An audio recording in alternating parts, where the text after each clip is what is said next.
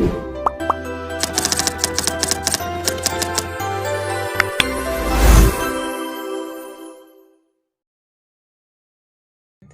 we will discuss to you about the collaboration. Collaboration in Oxford Dictionary is the act of working with someone to produce or create something. It can be a partnership or a union. If hindi ma-collaborate ng tama yung group activities, it could waste time because it is important for teacher like you to ensure that group activities are carefully designed and successfully implemented. When transforming from their school to primary grades, children develop a really strong bond with one key friend. Some child psychologists point out that it is easier for kids to relate to just one co-learner rather than socializing with big group at the same time. However, teacher can provide primary grades with many opportunities for interaction. With collaborating groups, children learn to try things out, conjecture, explore, justify, evaluate, and convince others of their finding.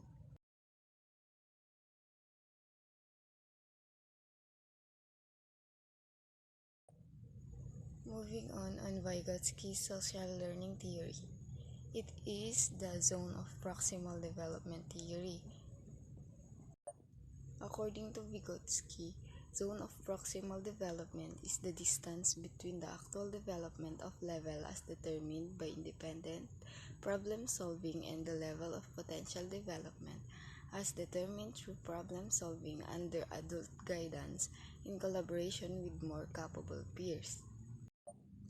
Example, yung bata, mastered na niya ang basic addition of fraction.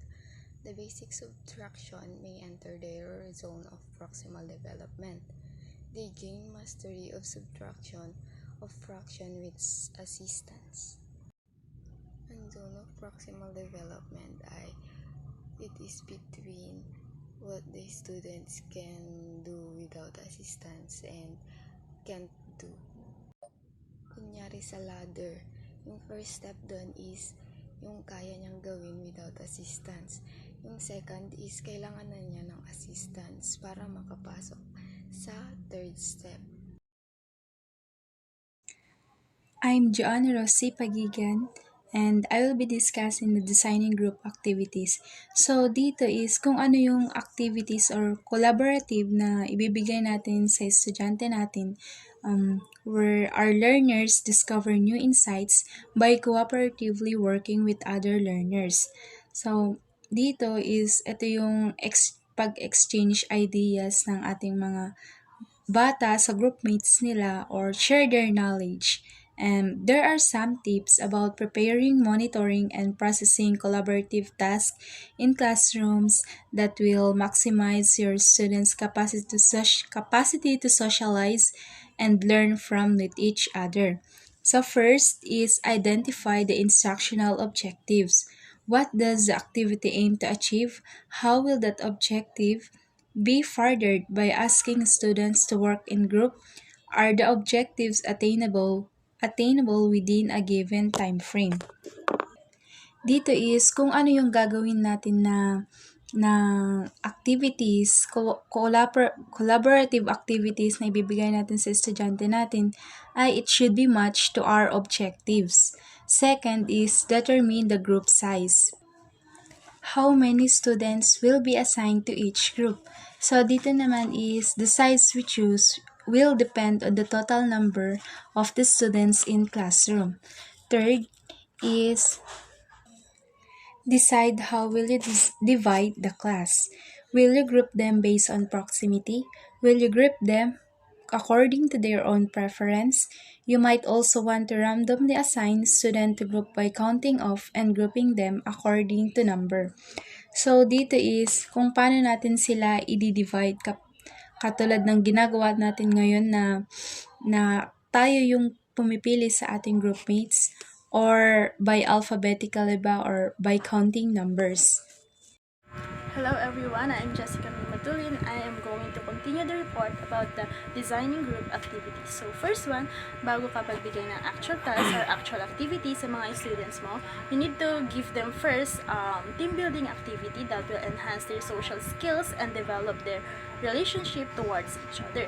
So the second one, it explains that each of the group members should have a task that they need to accomplish so that they can take a responsibility for the success of the group.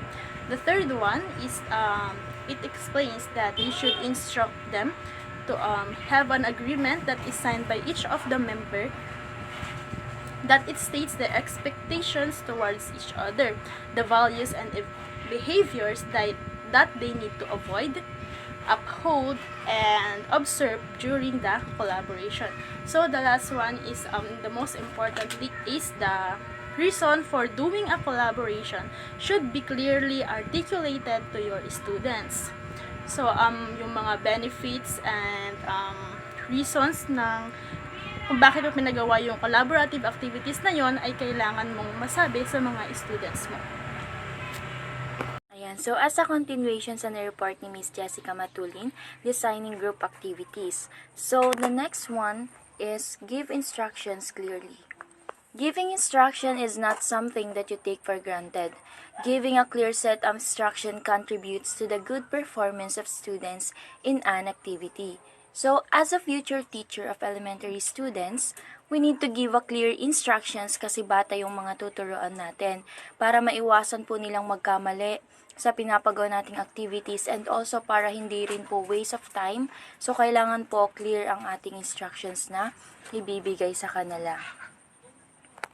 Next is, go around and keep your ears open. So, ayan, hindi lang po tayo dapat nagbigay lang ng instructions, but also we need to see naman kung ano yung mga ginagawa or kung paano nakikipag-collaborate yung bawat isa in each group. Go around and keep your ears open. Listen to their collaborative dialogue. Pay attention to the interesting points that will surface from the discussion. So in this part, hindi lang dapat tayo nagbibigay lang ng instructions but also we need to observe our students kung tama ba yung ginagawa nila and kung nakikipag-participate ba lahat ng members in each group. And also, pakinggan natin kung may mga disagreement ba sila sa collaboration nila and hayaan din natin sila na mag-explore in that particular activity that is given to them. So the last part is provide closure to the group activities. Conclude the activity by having a session wherein students give a report. In this part, let's allow our students to have a report through oral or written output. Sa pamamagitan ng reporting, ma-encourage natin ang ating mga students to give their opinions and insights through their experiences in doing the activity. In summary, our report is all about collaboration, wherein we reported about Vygotsky's social learning theory, so we have here the zone of proximodal development, and also how to design group activities. So the first step on how we design group activities is to identify the instructional objectives. The second one is to determine the group size. The third one is to decide how will you group the class. The fourth one is to give instructions clearly. The next one is to go around and keep your ears open. And the last one is to provide closure to the group activities. That's all. Thank you.